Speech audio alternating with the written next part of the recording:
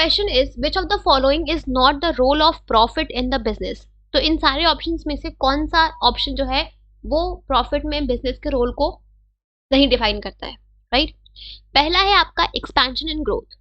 तो किसी भी बिजनेस को अगर एक्सपैंड करना है, ग्रो करना है, तो क्या चाहिए आपको? पैसे, फंड्स।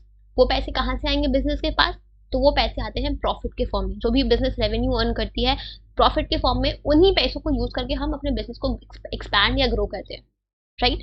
तो प्रॉफिट की रिक्वायरमेंट हर बिजनेस को, अपने हर एंटरप्राइज को अपने बिजनेस को एक्सपैंड करने के लिए सफिशिएंट अमाउंट ऑफ कैपिटल चाहिए, जो हम प्रॉफिट के फॉर्म में अर्न करते हैं, राइट? प्रॉफिट क्या है? एक सोर्स ऑफ फाइनेंस है किसी भी बिजनेस के एक्सपेंशन रिक्वायरमेंट्स को फुलफिल करने की, राइट? तो यहाँ पे भी एक्सपेंशन एंड ग्रोथ की, किसी भी बिजनेस के एक्सपेंशन एंड ग्रोथ में प्रॉफिट का रोल होता है, तो होता है, ठीक है?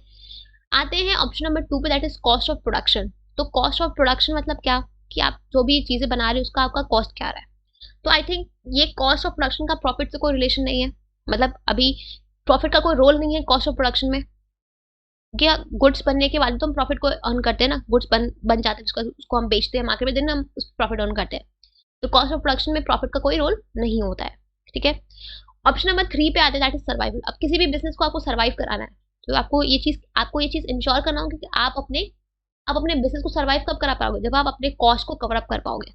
आप अपने कॉस्ट को कब कवर अप करोगे? जब आप इनफ रेवेन्यू अर्न करोगे कि आप अपने कॉस्ट को कवर अप कर पाओ, जब आप इतना प्रॉफिट अर्न करोगे कि आप अपने कॉस्ट को कवर अप कर पाओ। तो किसी भी बिजनेस को सर्वाइव कराने के, टिकाने के लिए, मार्केट में कंपटीशन में सर्वाइव कराने के लिए ये जरूरी है कि आप प्रॉफिट अर्न करो, आप अपने कॉस्ट को कवर करो। और कॉस्ट को आप तभी कवर कर पाओगे जब आप प्रॉफिट को अर्न करोगे, ठीक है?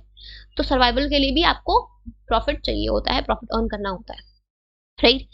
चौथा है आपका इंडेक्स ऑफ परफॉर्मेंस। तो अभी हमने लास्ट क्वेश्चन में डिस्कस किया कि जो भी आपका प्रॉफिट होता है वो आपके बिजनेस का जो मैनेजमेंट है उसके परफॉर्मेंस को इंडिकेट करता है कि आपका बिजनेस अगर कितना एफिशिएंट मैनर में काम कर रहा है, कितना एफिशिएंट मैनर में आपके बिजनेस की वर्किंग है, ये चीज आप शो करता है प्रॉफिट। अगर आप ज्यादा प्रॉफिट अर्न कर रहे हो मींस आपके जो बिजनेस की वर्किंग है वो बहुत एफिशिएंट मैनर में हो रही है। अगर कम प्रॉफिट अर्न कर रहे हो मींस जो वर्किंग है वो एफिशिएंट मैनर में नहीं हो रही है। तो ये जो आपका प्रॉफिट है वो एक सिंबल ऑफ एफिशिएंसी है आपके बिजनेस के लिए। जितना ज्यादा प्रॉफिट मींस उतना एफिशिएंट आपका वर्किंग है बिजनेस का। तो यहाँ पे भी आपका प्रॉफिट का रोल होता है।